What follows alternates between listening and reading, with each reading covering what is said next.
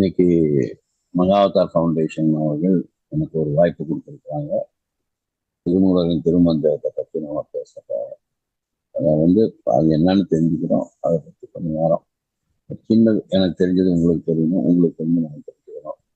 அதுதான் நம்மளுடைய பத்திரிகையோட எனக்கு ஞானத்தையும் கற்றுக் கொடுத்த பிதாமக பத்திரிகை அவர்களுக்கும், சொர்ணமாலா பத்திரிகை அவர்களுக்கும், மகாவதார் பாபாஜி அவர்களுக்கும், சதானந்த யோகி அவர்களுக்கும், காசிவதி நாயன் அவர்களுக்கும், பிரபஞ்ச சக்தி விஸ்வசக்தி பஞ்சபூதங்களுக்கும், பூர்ணாத்மா சர்வாத்மா ஆத்மாக்களுக்கும், மற்றும் என் பெற்றோர்களுக்கும், பழனியப்பன் சார் அவர்களுக்கும், மற்றும் இங்கே குழுமியிருக்கும் ஆன்மீக அன்பர்கள் அனைவருக்கும் என் அன்பான வணக்கத்தை தெரிவித்துக் கொள்வது பெரும் மகிழ்ச்சி அடைகின்றேன். போகலாம். திருமூலரின் திருமந்திரம் பாடல் 7 1001 கடவுள் வாழ்த்த பகுதி.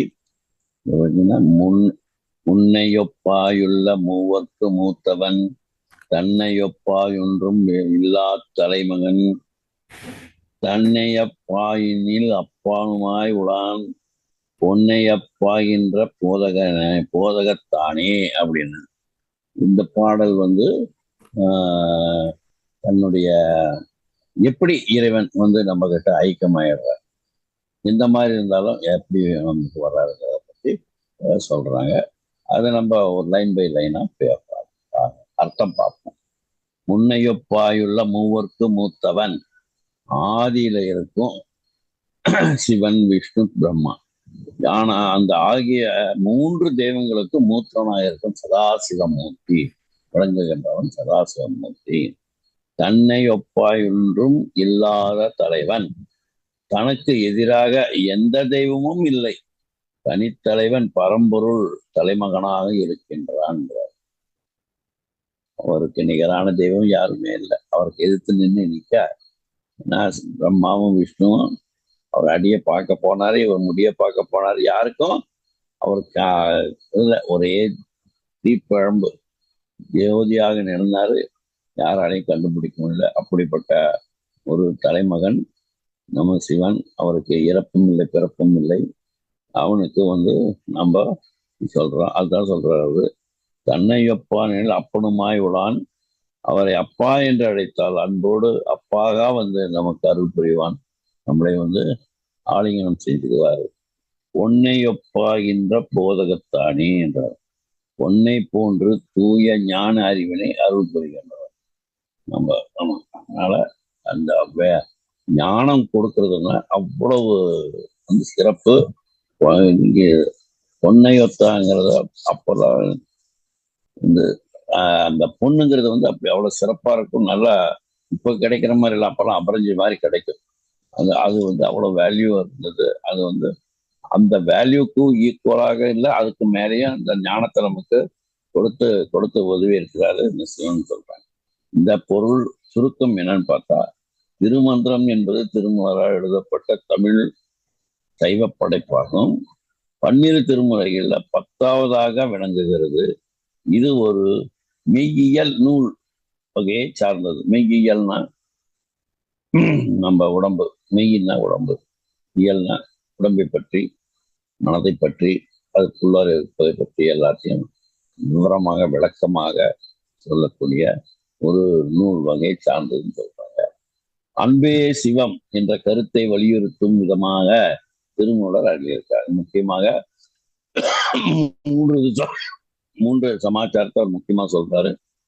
அன்பே சிவம், யாதும் ஒன்றே குலம் ஒருவனே தேவன், 3வது யாம் பெற்ற இன்பம் என் வையகம் பெறட்டும் அப்படின்ட்டு 3 விதத்தை பேஸ் பண்ணி அவர் சொல்லியிருக்கார் 3000 பாடல்ல. அவர் என்ன சொல்ற, திருமந்திரமே சைவ சித்தாந்தத்தின் முதல் நூலாக கருதப்படுகிறது. என்ன சொல்றாங்கன்னா, இந்த சைவ சித்தாந்தம்னா அதுல எத்தனையோ இருக்குது, இருந்தாலும் இந்த சைவ சித்தாந்தத்துல ஃபர்ஸ்ட் இது இந்த இவர் எழுதிய திருமந்திரம் தான் ரொம்ப சிறப்பாக அது பண்ணி அதை ஃபர்ஸ்ட் லீடிங்கா வச்சிருக்கிறாங்க. அதே பரம்பொருள் சொன்னா தனித்துவம் மிகுந்த எந்த பொருளோடும் உருவப்படுத்த முடியாத தனக்கு மேலான தலைமை இல்லாத பொருளே பரம்பொருளே அப்படிங்கிறாங்க. இப்போ இந்த சைவ சித்தாந்தம்னு சொல்றாங்க இல்லையா, அதுல எத்தனையோ மார்க்கங்கள் இருக்கு. 4 மார்க்கங்கள் இருக்கு. என்னன்னா தாச மார்க்கம், புத்திர மார்க்கம், சகஜ மார்க்கம், சன்மார்க்கம். இந்த 4 மார்க்கம் இருக்கு. இந்த 4 மார்க்கத்துல அவர் வந்து இந்த சைவ புலவர்களே முக்கியமான 4 பேர் யாருன்னா, இந்த வந்து திருநாவுக்கரசர், திருஞான சம்பந்தர், சுந்தரர், மாணிக்கவாசர். இவங்க ஒவ்வொருத்தருமே ஒவ்வொரு மார்க்கத்துல போனவங்க. அதனால அவங்களால வந்து அந்த எல்லாத்துக்கும் சேர்ந்தது இந்த சைவ சன்மார்க்கம் சொல்றது, சைவ சித்தாந்தம் சொல்லக்கூடியது. அப்போ இந்த தாச மார்க்கத்துல யார் இருக்கிறாங்கன்னா, திருநாவுக்கரசர் சொல்றாரு, இறைவனை தலைவனாகவும் தன்னை அடிமையாகவும் எண்ணினார். அவர் என்ன சொல்றாருன்னா, இறைவன் தான் பெரியவன், அவன் எஜமானன், நான் வந்து அவருக்கு பணிவிடை செய்யும் அடிமை அப்படிங்கிறார். எவ்வளவு பெரிய வார்த்தை! அவ்வளவு அவ்வளவு அந்த ஆலிங்கனம் பண்ணி அவ்வளவு உள்வாங்கி இருக்கிறார், மனசுல உள்வாங்கி இருக்கிறார். அப்போ புத்திர மார்க்கம், திருஞான சம்பந்தரன் இறைவனை தந்தையாகவும் தன்னை மகனாகவும் பாவித்தார். தந்தையாகவும் இருந்து இவர் வந்து பையனாக பாவித்து அவர் நிறைய அவருடைய சேவைகளை எல்லாம் செய்து கொண்டிருக்கிறாங்க. சித்தாந்தத்தை சைவ சித்தாந்தத்தை செஞ்சுட்டு இருக்காங்க. சகஜ மார்க்கம் அடுத்தது 3வது என்ன, சகஜ மார்க்கம். அது யார் சொல்றாங்க, சுந்தரர் வந்து இறைவனை தன் நண்பனாக காணினார், பார்த்தார். யாரு? சுந்தரர். சுந்தரர் வந்து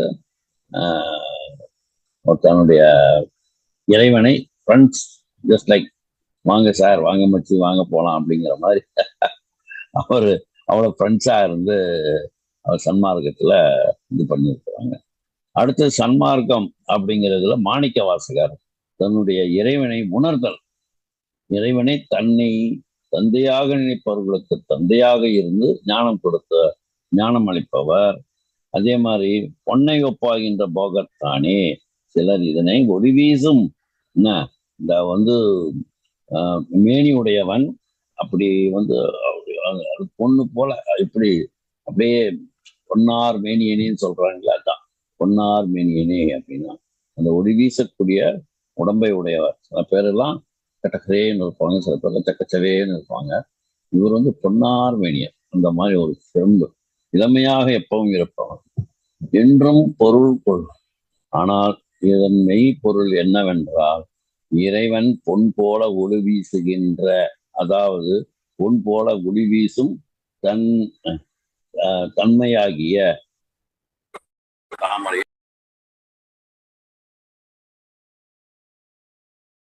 தன்னுடைய அதாவது 7வது நிலை தான் சகஸ்கார நிலை. அது என்ன சொல்லுவாங்கன்னா, மூலாதாரம், சுவாதிஷ்டானம், மணிப்பூரகம், அநாகத்தம், அதுக்கப்புறம் நம்ம வந்து சகஸ்கார நிலைன்னு சொல்ல போறோம். இந்த 6 நிலையை தாண்டி அது மேல இருக்கிறது தான், அது வந்து 1000 தாமரை இதழ்களை கூட இருக்குமா. அந்த நிலையில இருந்துட்டு சகஸ்கார நிலையில இருப்பவன் தான். ஒரே ஒரு செய்தி என்னன்னா, இந்த திருமூலர் எழுதிய திருமந்திரத்துல பக்தி இருக்கா இல்ல தொண்டு இருக்கா அப்படின்னு சொல்லிட்டா என் பேச்சு சரி. இதுல இந்த திருமந்திரம் எழுதுனதுல அதை படிச்சவங்களுக்கு சரி, அதை கேட்டவங்களுக்கு சரி, நிறைய புண்ணியம் இருக்கு அப்படி இருக்குன்னு சொல்றீங்க இல்லையா. அப்போ அது வந்து பக்தி மார்க்கமா இருக்கா இல்ல தொண்டு மார்க்கமா இருக்கா அப்படின்னு நம்ம ஒரு இது வச்சோம்னா சிறந்ததுன்னு சொல்லக்கூடியது. தொண்டு மார்க்கமும் இருக்கு, பக்தி மார்க்கமும் இருக்கு. இதுல எது சிறந்தது? 2 கண்ணுல எந்த கண்ணு சிறந்ததுன்னு நம்ம சொல்ல முடியுமா? 2 கண்ணும் நமக்கு சிறந்ததுதான். பக்தியும் இருக்கு, இந்த திருமந்திரத்துல தொண்டு இருக்கு இல்லைங்களா.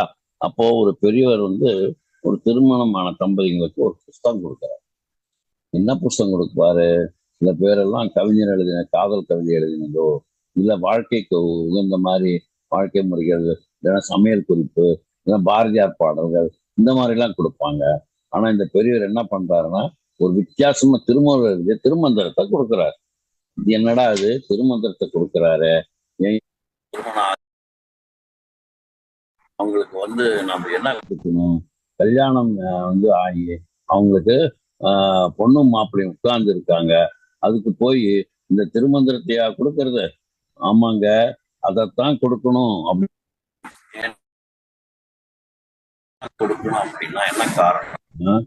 அதுல எல்லாமே இருக்கு. திருமந்திரத்துல ஒரு சுருக்கம் என்னன்னா, திருமந்திரம் 3000 பாட்டு சொல்லியிருக்காங்க. சொல்லிக்கொண்டே இருந்தாச்சு. இந்த பையனும் சரி, அந்த பொண்ணும் சரி, முதல்ல படிக்கணும். அந்த 3000 பாடம் ரத்தன சுருக்கமா இருக்கு இல்லையா, அதை படிக்கணும்.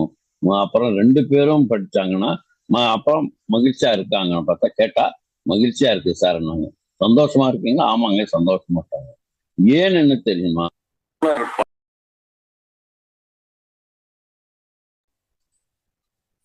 குலம் குருவனே தேவன் அப்படிங்கிறாங்க. அது வந்து அறிஞர் அண்ணா தான் சொன்னாங்க அப்படின்னு ஒருத்தர் சொல்லுவாங்க. ஆனா அதுக்கு முன்பே திருமூலர் திருமந்திரத்துல சொல்லி இருக்கிறாரு. அண்ணா அதைத்தான் எல்லாருக்கும் பரப்பி இருக்கிறாங்க. அவர் மூலியமா அது எல்லாருக்கும் தெரிஞ்சிருக்கு. அது சரி, ஏன் கல்யாணமானவர்களுக்கு இந்த புத்தகத்தை கொடுத்தாருன்னா அதுல என்ன இருக்கு தெரியுமா? இதை நம் பிள்ளைகளுக்கு சொல்லி கொடுக்கணும்.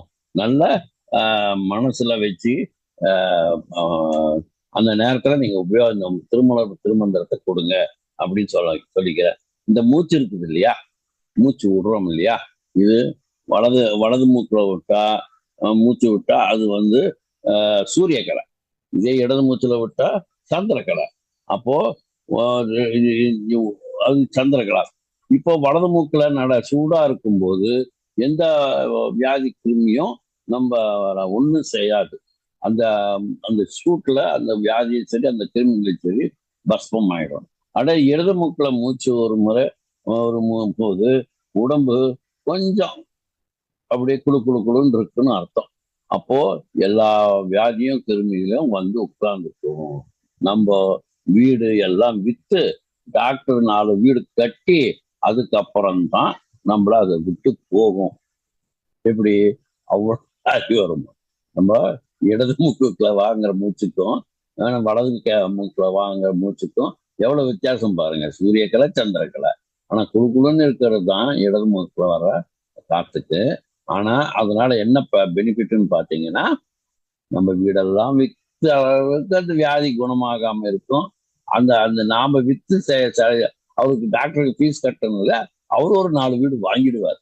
அந்த அளவுக்கு அந்த வியாதி வந்து இருக்கும் அப்படின்னு சொல்லி சொல்றாங்க. அந்த அளவுக்கு அது இருக்கும். அதை நம்மளை விட்டு அப்புறம் தான் நம்மளை விட்டு போகும். ஒரு பக்கம் சூரியக்கலை, மற்றொரு பக்கம் சந்திரக்கலை. இதை பற்றி நம்ம திருமூலர் திருமந்திரத்துல என்ன சொல்லியிருக்காருன்னு தெரிஞ்சுக்கலாமா? எதுக்காகன்னா, பிறக்கிற குழந்தை ரொம்ப நாளைக்கு புத்திசாலியாக இருக்கணும் அப்படின்னா. ஏன்னா நம்ம எத்தனையோ பேசுறோம், சிலதெல்லாம் ஒளிமறைமா இருக்கணும், சிலதெல்லாம் இலைமறை காய்மறைவாக சொல்லணும்னு வாங்க. ஆனா இந்த திருமூலர் வந்து 3000 பாடல் எழுதி 3000 வருஷத்துக்கு முன்னால சொல்லி இருக்கிறதுல நம்ம எத்தனை விஷயம் இருக்குது. இன்னைக்கு நடக்கிற விஞ்ஞானத்துல அவங்க கண்டுபிடிக்கிறதுலாம் முன்னாலேயே அவர் கண்டுபிடிச்சு வச்சு எல்லாத்துக்கும் சொல்லி இருக்கிறாருன்னா எவ்வளவு சிறப்பு வாய்ந்தது. இதை நம்ம தெரிஞ்சுக்கணுமா வேண்டாமா? தெரிஞ்சுக்கணும். அதுதான் இப்ப சொல்றேன். ஏன்னா நாம பிறக்கிற குழந்தை ரொம்ப நாளைக்கு புத்திசாலியா இருக்கணும் அப்படின்னா என்ன செய்யணும்னா, இந்த மூச்சை ஒழுங்காக விட்டாதான் என் பிள்ளை நல்ல பிள்ளையாக இருக்கும். என் பிள்ளை அறிவுள்ள பிள்ளையாக இருக்கணும். என் பிள்ளை ரொம்ப நாளைக்கு ஆரோக்கியமாக இருக்கணும். அப்போ மூச்சை இழுத்து விட்டானா பிறக்கிற குழந்தை 100 வயசு வரையும் இருக்கும். இது எப்பன்னா, ஒருவரும் தாம்பத்திய வாழ்க்கையில் ஈடுபடும் போது அந்த மூச்சை நம்ம எப்படி உபயோகப்படுத்தினால் எப்படிப்பட்ட குழந்தைகள் பிறக்குங்கிறத வந்து திருமூலர் திருமந்திரத்துல சுத்தமாக ரொம்ப இது பண்ணி சொல்லி இருக்கிறாரு. சில பேர் இப்போ ஒரு ஐயர் பார்த்தா, சீதாராம் ஐயர்னு, அவர் பார்த்தா 102 வயசு. அவரே எந்திரிச்சு நிக்கிறாரு, அவரே வர்றாரு வர்றாரு அப்படின்னா அவங்களுக்கு அந்த பலம் கொடுத்ததுன்னா அவருங்க வந்து அந்த அளவுக்கு அவங்க தன்னுடைய மனசை கட்டுப்படுத்தி இருக்கிறார். ரெண்டு வேளை தான் சாப்பிடுவேன் சார், மத்தியில எது அமிர்தமா இருந்தா கூட நான் சாப்பிட மாட்டேன், டெய்லி ஒரு வாக்கிங் போறேன். இப்ப கூட போறீங்களா? ஆமா சார், நான் இப்ப கூட போறேன், 102 வயசுலயும் வாக்கிங் போறேங்கிறாரு. நல்லபடியா அவர் உடம்பு வச்சுக்கிறது மட்டும் நல்ல மனசு. அவரு எல்லாத்துக்குமே வந்து சொல்லி கொடுக்கறது செய்யறது எல்லாம் அவரு சன்மார்க்கத்திலையும் இருக்கிறார். அந்த போல நம்ம என்ன பண்ணணும், நம்ம பிள்ளைங்களை ரொம்ப நாளைக்கு இருக்கணும், ஆரோக்கியமா இருக்கணும்னா அந்த மாதிரி நேரத்துல நம்ம மூச்சை இது பண்ணணும். அதாவது வலது மூக்கு நாடியில நமக்கு மூச்சு வரணும், சூரிய கலை மூச்சு வரணும், மூச்சு எடுத்து பிடிச்சு விடணும் அப்படிங்கிறார். அப்போ மூச்சை விட்டுட்டு விட்டுட்டு விட்டாங்கன்னா உண்டாகிற குழந்தை சீக்கிரம் செத்து போயிடுவான் அப்படிங்கிறாரு. வலது மூக்குல மூச்சு ஓடுற போது குழந்தை உற்பத்தி ஆனால் அது ஆண் குழந்தைன்னு கூட சொல்றாரு. அப்பாவுக்கு இடது மூக்குல ஓடுற போது அப்போ குழந்தைக்கு இடது மூக்குல அப்போ இடது மூக்குல மூச்சு ஓடும்போது குழந்தை உற்பத்தி ஆனா அது பெண் குழந்தை. வலது மூக்குல வந்தா ஆண் குழந்தை, இடது மூக்குல வந்தா அது பெண் குழந்தை. மூச்சு வலது இடதுல மாறி மாறி உற்பத்தி ஆனா அது அலி குழந்தைன்னு சொல்றாங்க. அப்போ சயனவாகி இந்த அபானவாகி எதிர்த்து அதை அதை எதிர்த்து அப்புறம் அந்த குழந்தை உற்பத்தினா அப்ப பிறக்கிற குழந்தை வந்து ரெட்டை குழந்தையா பிறக்குமா, ஆணோ பெண்ணோ என்றும் சொல்லலாம். கர்ப்பம் தரிக்கும் போது இப்போ நம்ம இதா இருக்குன்னா இன்னும் எப்படியெல்லாம் நம்ம வந்து வந்து நம்ம எவ்வளவு ஜாகிரதையா இருக்கணும். இது வந்து நம்ம தாம்பத்திய வாழ்க்கைங்கிறது வந்து சாதாரணமானது அல்ல. நம் எதிர்காலத்துக்கு, நம்ம குழந்தைகளுக்கு, நம்ம நாட்டிற்கு நல்லது செய்யக்கூடிய பல நன்மைகளை தரக்கூடியது. அதை நம்ம எப்படியெல்லாம் அதை நம்ம காப்பாற்றணுங்கிறதுக்காக இந்த குழந்தைகளுக்கு, இந்த கல்யாணமான குழந்தைகளுக்கு நம்ம கொடுக்கறது சரி அப்படின்னு சொல்றாங்க. திருமூலர் திருமந்திரம் நம்ம கொடுக்கறது சரி. அப்போ கர்ப்பம் தரிக்கும் போது வயிற்றில் மலம் தங்கி இருந்தால் பிறக்கும் குழந்தை மந்தமாகவும் முட்டாளாகவும் பிறப்பான், தெரிஞ்சுக்கோங்க. அடுத்தது ஜலம், மூத்திர ஜலம் சேர்ந்து இருந்த போது குழந்தை உற்பத்தியானால், அதாவது தாயின் வயிற்றில் இருக்கும் போது, நாம் சொல்ற தாயின் வயிற்றுல அந்த கர்ப்பம் தரிக்கும் போது மலம் இருக்கக்கூடாது, ஜலம் இருக்கக்கூடாதுன்றாங்க. அப்போ அப்படி ஜலம் இருந்தால் என்ன பிறக்கும்னா ஊமையான குழந்தை பிறக்குமா. அப்போ இதை ஏன் திருமூலர் சொல்றாருன்னா, நாட்டை எல்லாருக்கும் வெறியோட போய் பிள்ளை பெறாங்க, நெறியோடு போய் நல்ல பிள்ளைகளை பெற்றுக்கணும் அப்படிங்கிறது தான் நம்ம சொல்றோம். சமுதாயம் மாற வேண்டும் என்பதற்காகத்தான் இது போன்ற சொல்றாரு. அதே போல ஒரு குழந்தைக்கு அடுத்த குழந்தை பெற்றும் நல்ல இடைவெளி விட்டு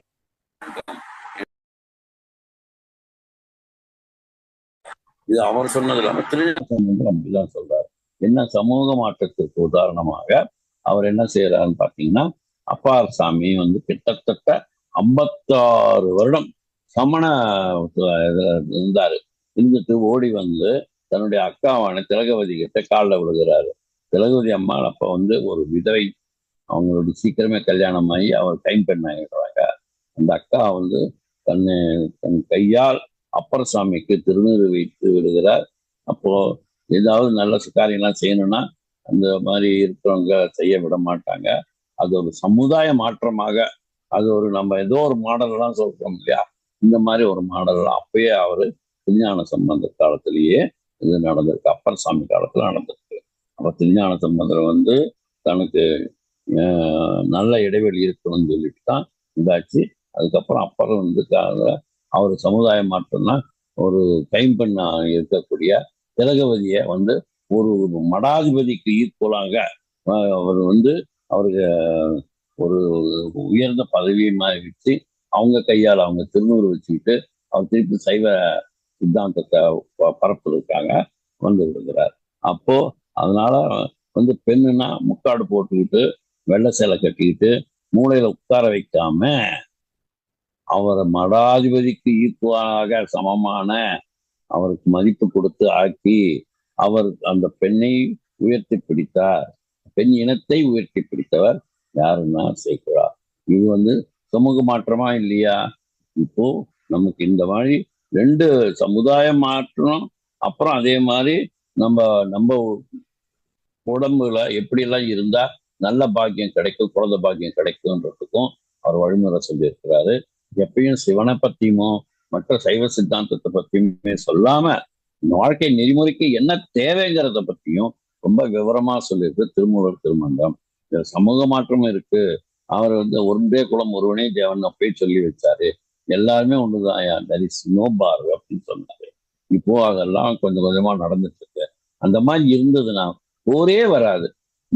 எல்லாத்துக்கும் ஈகோ என்னத்துக்கு வருது? ஒருத்தருக்கு ஒருத்தர் மேல வந்து அன்பே சிவம்னுட்டு இருந்தா எதுக்கு உங்களுக்கு போர் வருது? அன்பு காட்டினா அங்க எதுக்குங்க டிஃபரன்சியேஷன் வருது? நீ பெரியவனா நான் பெரியவனா? அன்பு எல்லாம் ஒரு எல்லாத்துக்கும் நல்லபடியா இருக்கணும்னா அன்பு இருக்கணும். அதே மாதிரிதான் ஒருவனே தேவன், ஒன்றே குலம் ஒருவனே தேவனுங்கிறான். யாம் பெற்ற இன்பம் என் வையகம் பெறட்டும். அப்போ தன் மனசு எவ்வளவு பெருசா இருக்கணும். தனக்கு ஒரு இன்பம் கிடைச்சிருக்கலாம், அது எல்லாருக்கும் கிடைக்கும். ஒரு பெருமனசு எப்ப வரும்? அதெல்லாம் நம்ம வந்து இந்த தியானத்துல நிறைய நமக்கு ஷேரிங் செஞ்சுக்கிறோம். அது அபேண்டன்ஸ் சொல்றோம், கிராட்டிடியூடுன்னு சொல்றோம். அந்த மாதிரிலாம் நம்ம செய்யும் போது நமக்கு என்னன்னா மனசு விதத்தாகும். நம்ம கொடுக்குற மனசு நிறைய கிடைக்கும் அப்படின்னு சொல்றாங்க. ஆகையால நம்ம இந்த திருமந்திரத்துல நம்ம தெரிஞ்சுக்க வேண்டியது இன்னும் நிறைய இருக்கு. ஒவ்வொரு நாளும் ஒவ்வொரு ஞானத்தை நம்ம பெறுவோம். எனக்கு இன்றைக்கு வாய்ப்பு கொடுத்த மகாவதார் ஃபவுண்டேஷன் டாக்டர் ரங்கநாதன்ஜி அவர்களுக்கும் மற்றும் பழனியப்பன்ஜி அவர்களுக்கும் அதில் பயணித்து வரும் ஆத்மா நண்பர்கள் அனைவருக்கும் நிர்வாகத்திற்கும் நான் நன்றி வணக்கத்தை கூறிக்கொள்கின்றேன். நன்றாக இருந்தால் ஷேர் செய்யுங்க, லைக் செய்யுங்க, சப்ஸ்கிரைப் செய்யுங்க. மற்றவர்களுக்கு தினம் ஒரு முறையாவது நம் ஆனாபானாசதி தியானத்தை பற்றி ஒரு நாளுல வர ஐயா 4 ஸ்டெப்பு தான் ஐயா, உங்க வீட்டுல உட்காந்துக்கோங்க, செலவே கிடையாது, ட்ரெஸ் சேஞ்ச் பண்ணணும்னு அவசியம் கிடையாது, என்ன வேணாலும் எங்கேயாவது நீங்க காலை நீட்டியோ நீங்க காலை சப்பனம் போட்டு உட்காந்துக்கோங்க உங்க சௌகரியத்துக்கு. கண்ணை மூடுங்க, கையை கோத்துக்கோங்க, உங்க உள்மூச்சு வெளிமூச்சு கவனிங்க. மந்திரம் இல்லை, ஜபம் இல்லை, எந்த வித ரெஸ்ட்ரிக்ஷன் இல்லைன்னு சொல்லி, ஃபீஸ் கூட கிடையாதுன்னு சொல்லி 4 வார்த்தை சொல்லுங்க. நாம் பெற்ற இன்பம் வையகம் பெறட்டும். நாம நல்லா இருந்தா அவங்களும் நல்லா இருப்பாங்க. ஆகையால நீங்க வந்து எல்லாருக்கும் சொல்லணும்னு அப்படின்னா பத்ரிஜியோட இது தியான ஜெகத், சகஸ்கார ஜெகத், அதே போல இது பிரமிட் ஜெகத்னு சொன்னார். அதனால நம்ம எல்லாத்துக்குமே நம்ம வந்து உலகம் பூராவும் இதை பற்றி எல்லாரும் தெரிஞ்சுக்கணும். எல்லார் வீட்லேயும் ஒரு பிரமிடு கட்டுங்கிற ஒரு இது வச்சுக்கோங்க, தீர்மானம் வச்சுக்கோங்க, ஒரு டிட்டர்மினேஷன் வச்சுக்கோங்க. ஒரு வீட்டில் உங்களால் எவ்வளோ முடியுமோ, எவ்வளோ சிம்பிளாக கூட வச்சுக்கலாம், எவ்வளோ பெருசாகவும் கட்டிக்கலாம், அவங்கவுங்க வசதியை பொறுத்து. ஆனால் பிரமிடு இருக்குங்கிறத அவர் சொல்றாரு. அதே மாதிரி எல்லாருமே இந்த தியானத்தை செய்யும் போது எல்லாம் பிரதர்ஸ் அண்ட் சிஸ்டர்ஸ் தான். அவர் என்ன சொல்ற, அகம் பிரம்மாஸ்மி அப்படிங்கிறார். அகம் பிரம்மாஸ்மின்னா நானும் கடவுள் தான், நீயும் கடவுள் தான், தப்பமசிங்கிறார். எல்லாருமே கடவுள் இருப்பது அங்க எங்க வருது ஈகோ? எல்லாரும் ஒண்ணுதான் அப்படிங்கிறார். அவர் யாருமே தன்னுடைய காலாவை பொழுது ஆசீர்வாதம் பண்ணுங்கன்னு நான் யாருப்பா ஆசீர்வாதம் பண்றதுக்கு? நீ எப்படியோ நானும் அப்படிதான். ஆச்சாரம் பண்ணா நீ பெரியவன நான் சின்னவனாகலாம், இல்லை நான் பெரியவன் நீ சின்னவனாக, எல்லாரும் ஈக்குவல் தான் அப்படின்னு சொல்லி எல்லாருக்குமே பெஸ்ட் விஷஸ் கொடுப்பாரு பத்ரிஜி. அதுல இருந்து நம்ம எவ்வளவோ கற்றுக்கலாம். நிறைய இருக்கு விஷயங்கள், ஒவ்வொரு நாளும் கொஞ்சம் கொஞ்சம் தெரிஞ்சுக்கலாம். எனக்கு வாய்ப்பு கொடுத்த எல்லாருக்கும் நன்றியை பாராட்டி மற்றும் கரம் கூப்பி சிறந்தாழ்த்தி வணக்கத்தை தெரிவித்துக் கொள்கின்றேன். நன்றி, நன்றி, வணக்கம்.